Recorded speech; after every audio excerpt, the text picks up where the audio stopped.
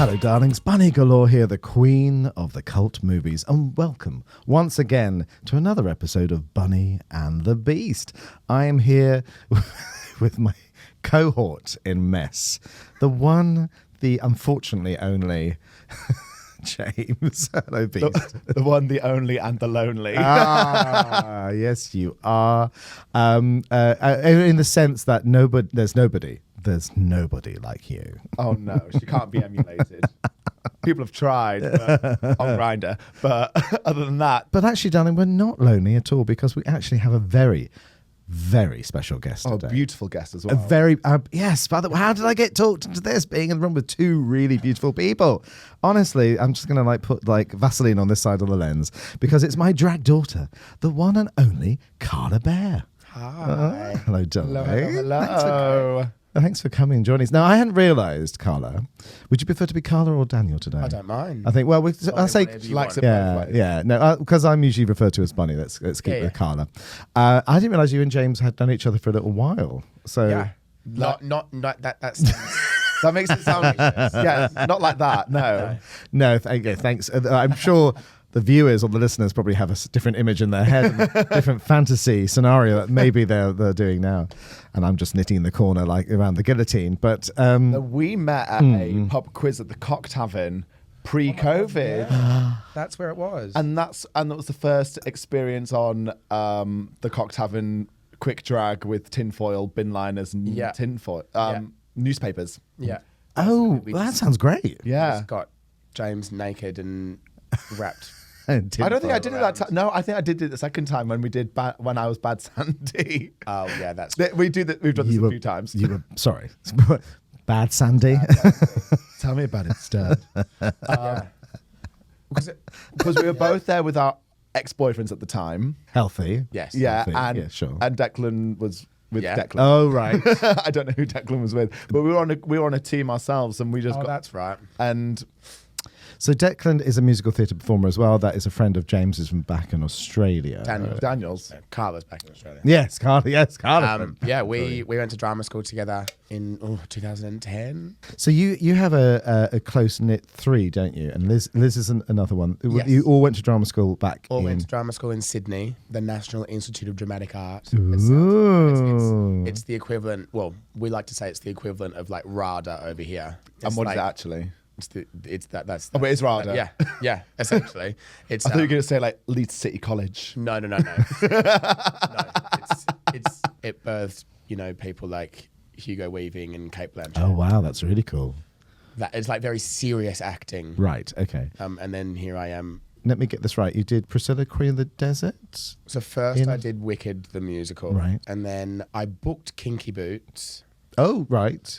in Also, or here. Australia. Okay. In Australia, like they cast sometimes 18 months in advance. I'd booked Kinky Boots, but had like this crazy 12-month waiting time to start Kinky Boots. Right. Okay. So then I filled most of that time with doing Priscilla on the cruise ship. Oh right. Okay. So I'd booked Kinky Boots before Priscilla, but then I did Priscilla before I started Kinky Boots. If that makes sense. Yes. Yeah. No, it does. After doing Kinky Boots, I moved over here. So, what was the idea about the move? Is it The Brits because love Kylie, the Brits love Danny. yes, I think Makes sense. I think it's also Neighbours and Home and Away. Neighbour, Home and Away, They're huge. more famous over yeah, here than they yeah. are in Australia. I can imagine. Yeah, it's just I can't believe Neighbours is being about to be revived on Amazon. Is it Amazon? Yeah. Because With is it Misha Barton? I feel like it's someone like that. Okay. It's completely rogue. oh okay, Winona Ryder. okay. Sigourney Weaver. There we go. Record. Not record. It's download nowadays, isn't it? You're showing your age. I am exactly. I am just by sitting here. I think. A lot of people listen to this. Shit. Yeah, exactly. Thank God. Face for radio. Oh, yeah, exactly. Very true. Out of drag, yeah, true. Where were we? So, Neighbours reboot is in my head now. So Declan, I worked with on Jersey Boys, I think originally, wasn't it? Yeah, and he's going back into. He's going Jersey back into Jersey Boys, isn't he? In the new West End, the revival of the West End production.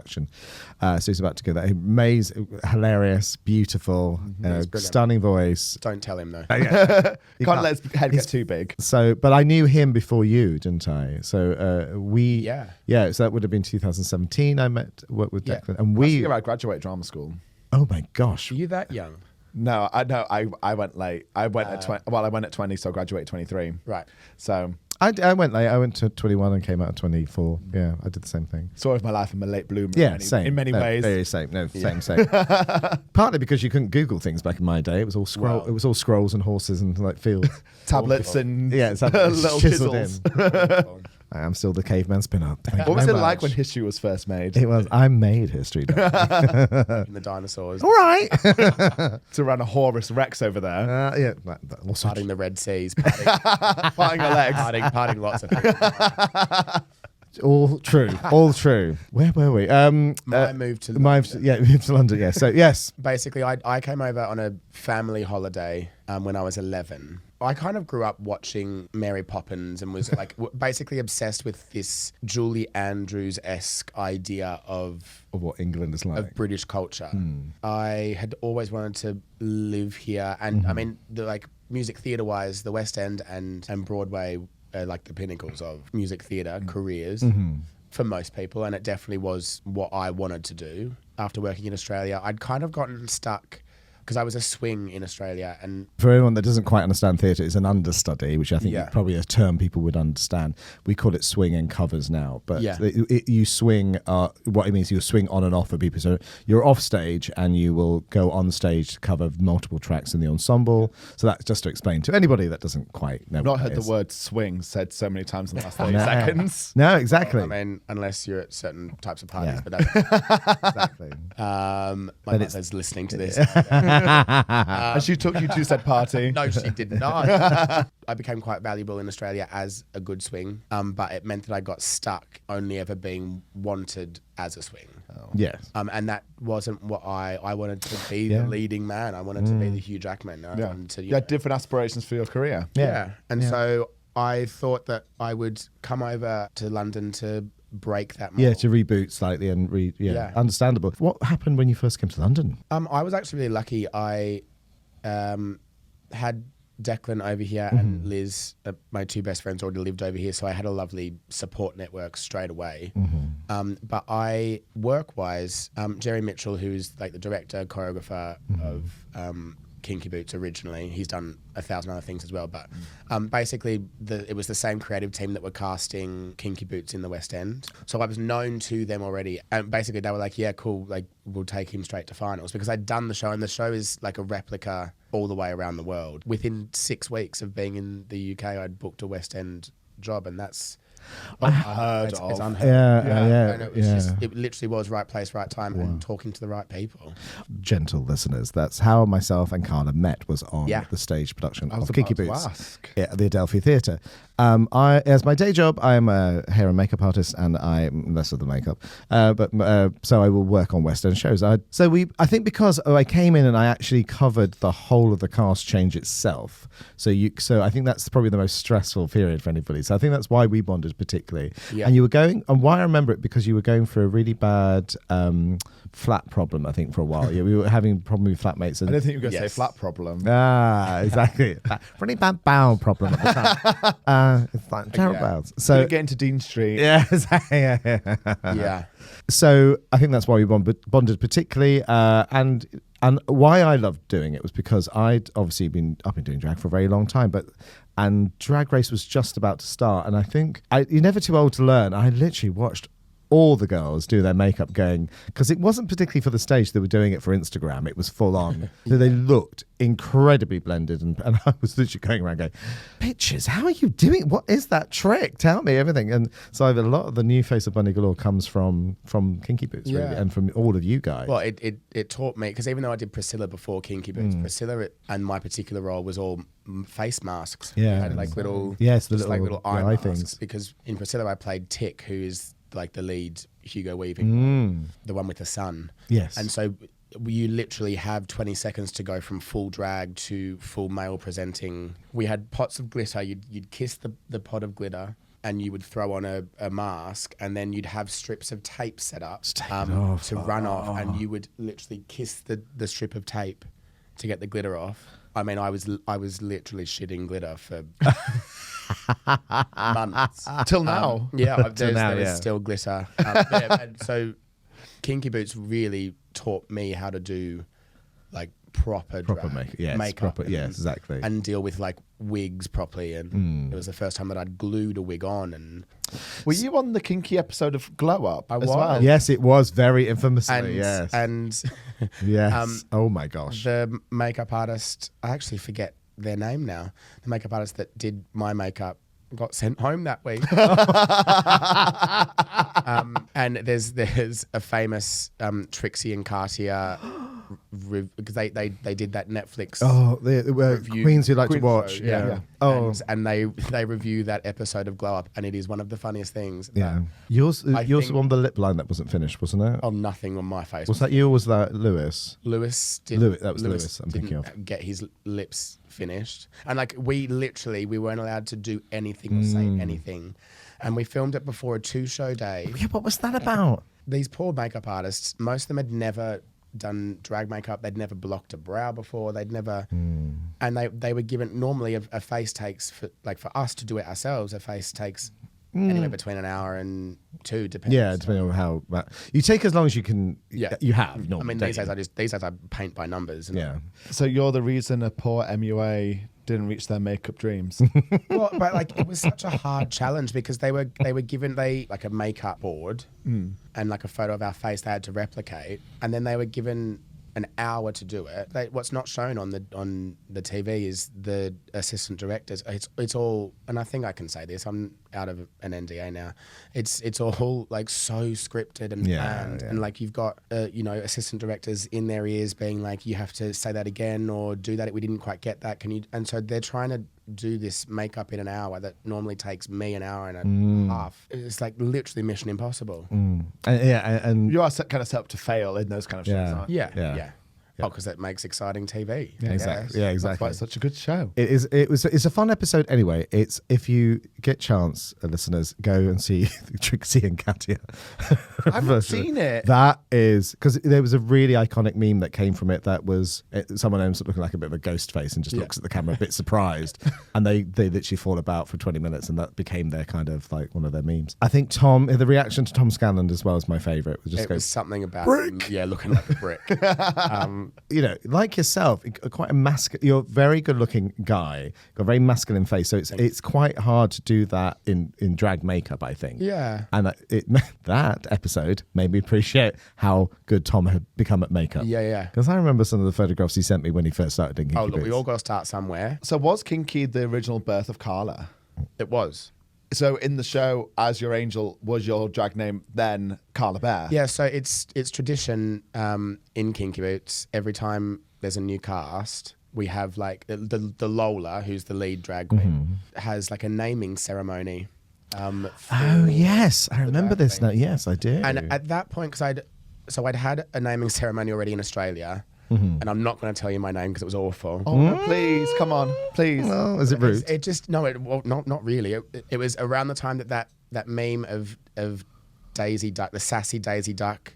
Oh, right. Oh, at Disneyland. Yeah, At Disneyland, and right. she is walking and then she turns and bam and bam. And, one of my friends said that is you. Okay. That is you in drag. Right. But as a fluffy duck. Anyway. I don't want to say it. My name was Daisy Duckett, like fuck it, but Duckett. And now KARLA BEAR, like koala bear, but Karla. Yes. And so I knew that I wanted to pay homage to Australia, which is where sort of KARLA BEAR. I had like a whole list of different Australiana themes. Sure. Kylie Minogue.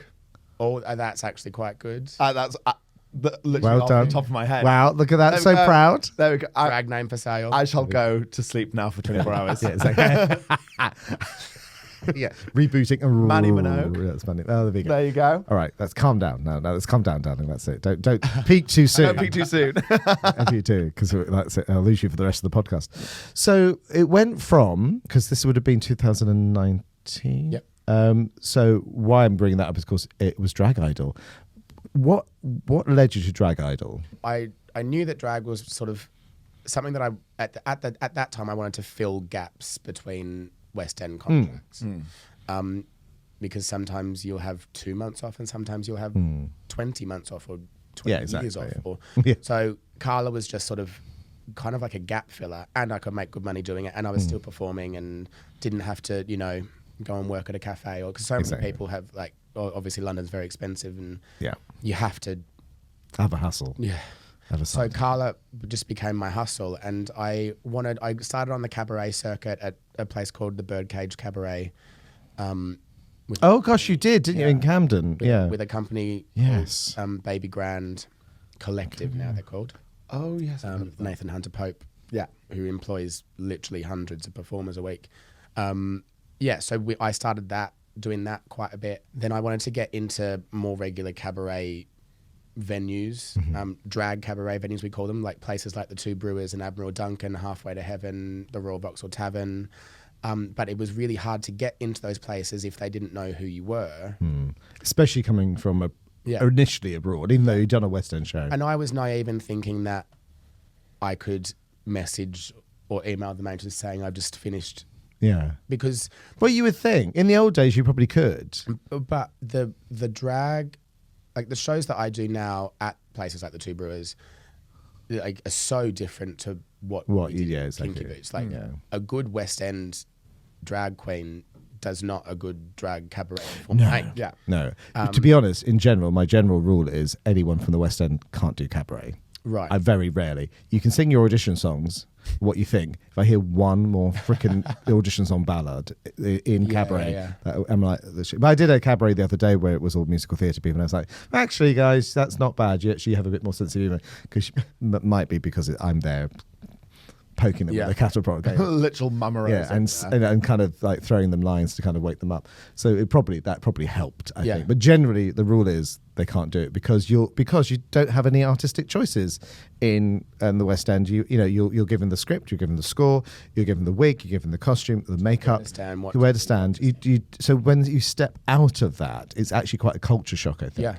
Which is where I think we started talking, because much as you did it all by yourself, obviously, KARLA. It wasn't me, but I would perhaps give you kind of guide to kind of go, because you've got to find it within yourself and find it. I always say to people, find who inspires you, what you love, who your diva is, who your favorite, whether it be Joan Collins or Britney Spears, whatever age level you are, and base it on that, and then you can kind of, even if it's your mother, it's you kind of become that person, and then you grow outwards from that. Yeah, and you did it extremely quickly. Well, yeah. A matter of weeks, I think you did that. So I asked a gorgeous drag queen who's also a West End performer called Miss Mop. I said, how do you get into these kind of venues? And she said, you need to do something like Drag Idol just to be seen. I didn't do it to win. I did it just to be seen by the venue managers, because then they've seen you and then they can be like, oh yeah, you're actually quite good. I went through the process of the competition and was lucky enough to win. I know, it was very exciting. I've never screamed so loudly, like full-on proud stage mother swearing my head off. So from winning Drag Idol to the present day, how has KARLA evolved? Well, because I'd done cabarets and things like that before, and started out KARLA's journey like very scripted almost. Actually, Gok Wan helped me with a couple of jokes. Yes, he did, didn't he? Yes, he did. Yeah, but he did. Yeah, because he does so much. Just like, with all due respect, chatting shit a lot of the time. He's just got the gift of the gab, and he knows how to. He makes it look very easy, though. I've seen him like. He does do some prep. Yeah. But it's a masterclass in like just doing that, and I've tried to emulate it. It's quite hard. I've taken some of the tricks and put it into me, and it's quite interesting to see those take effect when you're talking to the public, and it's like but he does it just so. But I remember that. Remember him giving you some jokes. That was really funny. But no, so I mean now, I try and tell jokes. I try and be funny, but now it's just a lot more relaxed and real. I think I think the more that I've been KARLA, the more it's Daniel, the more KARLA is. It's like KARLA is Daniel is KARLA. Like I have. Yeah. Like, I was going to ask. I was like, what qualities does KARLA have that Daniel doesn't, or vice versa? But as you said, it kind of seems like they are one person now. I mean, KARLA is definitely the more unfiltered, more confident version of Daniel. I think it's inherent in the drag world and the cabaret world to some extent as well that we're forgiven for pushing boundaries. There's obviously a point where you can't. There are things you don't touch and joke about and say, and of course. But as Daniel, as a very privileged cis gay white male, there's a lot of things that I can't say or joke about. No, that is forgiven if it's as I'm presenting as Karla. Yeah. But also, I mean, I'm far more confident body image wise and aesthetically as Karla than Daniel. Far more. Yes, I agree. Well, I feel that totally. I also agree with the personality. I always say Martin is the same as Bunny Galore. It's just me on a bit more at a party telling a really good story. Yeah. That's the only difference. But everybody else goes, no, you're completely different. I went, that's because I don't like you. And actually, I don't know you very well. And you're just not seeing the real me. One of my housemates brought their friends to one of my shows a couple of months ago, and they'd not seen a show of mine, and they were like, oh, it's just like we're talking to Daniel in the living room at home. Like, so I think now that I'm so comfortable in Karla, and she's just, I'm Karla more than I'm Daniel. Yeah. At the minute. Yeah. I'm lucky to be, Yeah, you are very busy. You're booked and blessed. Yeah, very, very busy lady. But we all use drag as a mask. I hide behind Karla a lot because I'm just a lot more confident as Karla. I think the first one-man show I did in London, 98, the strapline for it was an Oscar Wilde quote, which was, give a man a mask and he'll tell you the truth. And that was a lucky find at the time. I think Wilde, the movie, had just come out. So I was definitely using that. And it's been very handy ever since. Yeah. So, KARLA BEAR, catch her wherever you can. She's everywhere. Everywhere. It's like chlamydia. It literally is. Try to be anyway. Exactly. So we have some silly questions to round up the show with that we've been asking other people. Do you have, darling, any bad, funny dating stories? Have you have thousands? Get the Rolodex going. I'm like very, very lucky to have a lovely boyfriend now, but some of the dates I've been on, one that sprung to mind was I had been talking to this guy on Tinder for a while, and we ended up meeting up at a cafe. It was very, old-fashioned, and there was no alcohol served. It was coffee. She's a God. Yes. To me, your lady. He almost didn't even say hi to me. He sat down, he got out his phone and went through one of those personality tests and asked me questions on a personality Stop test. it. What? Just to make sure that we were compatible. And I was like... Super smooth. Wow. First of all, hi, I'm Daniel. Nice to meet you. But it was literally. So would you say you strongly agree or disagree or kind of neutral?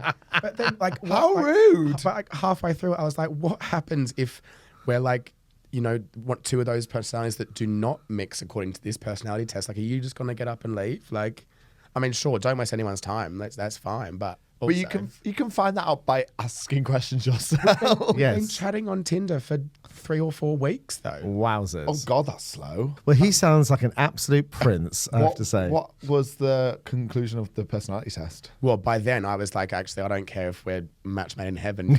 You can fuck right off. It was a bad result, wasn't it? I actually can't remember. Because I was so, shocked of what was happening. I think I just drank my iced latte and was like, oh, yeah.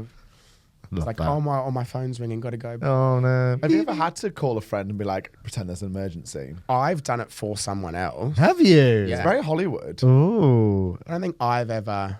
I don't think I've ever been that organised. I don't think I have, because it's just that it takes a lot of organisation, doesn't it? Yeah. To actually get yourself out safe there. word. Yeah, have a safe word. Yeah. Prawn toast. Mid. Now we all know Bunny's safe word. It's my safe word, yeah. And also my password for most things. Do you have a general, just a weird, embarrassing story for yourself? So, mine that I told on the podcast was the time I accidentally shot poppers. As in drunk it. As like a shot. Swig a whole bottle. I know, exactly. That the same expression I had in my face as well. Are you okay? No, it's not. It's not even vague. I mean, it explains a lot.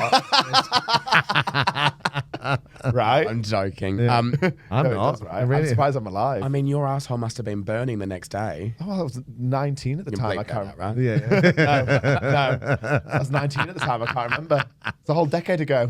Jesus. Wow. I mean, I've got nothing Well, you don't have embarrassing to like that. Well, actually, I've got some poppers right here. So. Shots. Anyway. I'll swallow Carla, the Carla, chair. Carla. I'll swallow the chair. Don't. Embarrassing stories. That is hard to top, and he is very hard to top as well. Who have you been talking to? Soho. Are we talking sex stories? Yes, we're branching into sex. we But can- if we can skip embarrassing story and go straight to sex story. It was my first like adult time in London. Was at a lovely club called XXL. Oh, Ah, I only went no there longer- once. No longer a thing. Yeah. I wasn't in that part of XXL. XXL was, had. For certain- listeners that don't know, there are certain rooms that have lights and some that don't. Yeah. Some Yeah, but I mean, it was the world's best lit dark room ever. Oh, it was like a departure lounge at Gatwick. And yeah, anyway. Not that I was in there for those reasons, but like, no, You were sat up with your popcorn, with your opera glasses, like, can't wait to see how this turns out. a friend showed me, I'll have you know. And I was like, that's not a dark room. That literally is like, one light bulb's gone. That's it. It's like, I met this like Adonis of a man, and at that point I was too naive to realize that he'd partaken in some extracurricular substances that evening. Anyway, we went back. Paracetamol. He was a lawyer. He was Sure. rich. He lived. I can't remember where now, but lived in a lovely apartment. Anyway, went to the bedroom. Things started to get a bit hot and heavy, and we were kind of like rolling around on the bed. And he fell off the bed and smacked his head on the bedside table and knocked himself out. no. Anyway, so I'm trying to wake him up, and eventually after about Did you know what his seemed name? like no, Wake up, what seemed Peter? Question mark. what seemed like 20 hours, it was probably 20 minutes. He finally came to. There was no blood or anything, but got him back up into bed, and he kind of like crawled up into like a fetal position. Oh. And I was like, you've taken things. I don't know what to do. Like if I call an ambulance, like, am I going to be in trouble? Like, am I going to get deported? Yeah. Anyway, I We tried.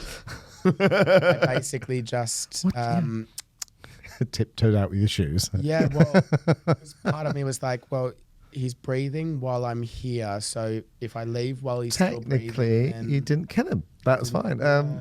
That You is. didn't kill a man with your bussy. Oh No, wow. well, Your I mean, OT we Mabusi.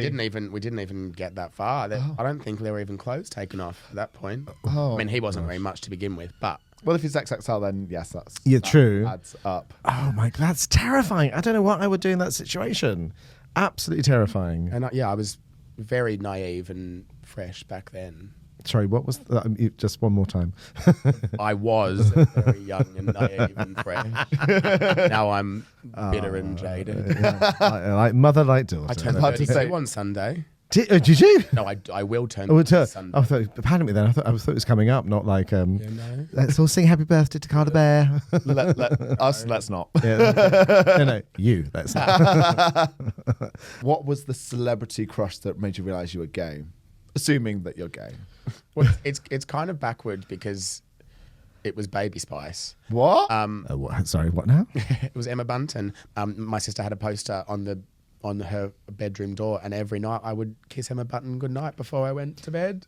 Oh. Gay, but not gay because I was a boy kissing. Well, it's a crush. It was obviously a big But crush. I also wrote her love letters. There was Oh, like a Spice World fan address you could send. oh, that's amazing. And I have met her since. I definitely did not tell her. Have you met? You have met her. Oh my good. Oh my goodness.